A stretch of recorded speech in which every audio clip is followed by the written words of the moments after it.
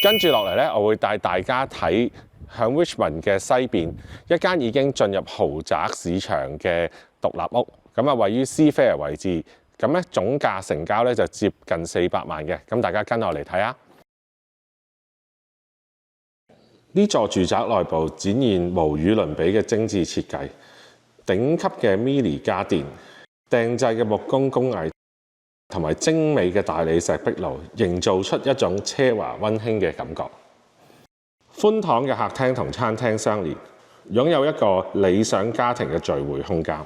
呢間屋咧仲配備智能家居系統、冷氣、鮮風系統、地暖。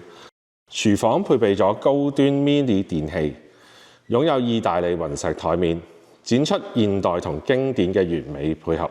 除咗歐洲家電之外，仲特別附有一個中廚，俾大家炒餸啊等等嘅。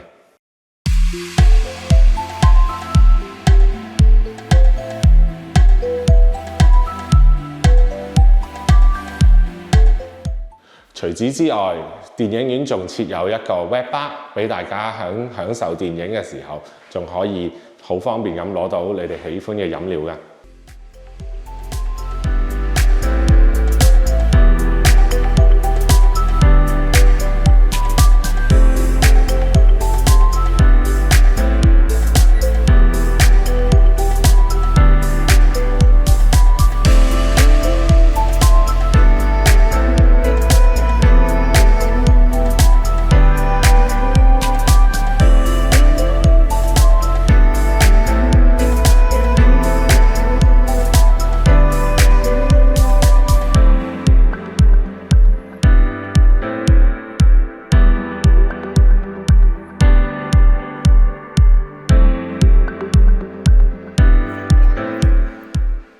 再一次多謝大家睇我哋喺呢個列治文100、200、300萬獨立屋嘅 series。如果大家有咩 comment， 歡迎喺以下留言啦。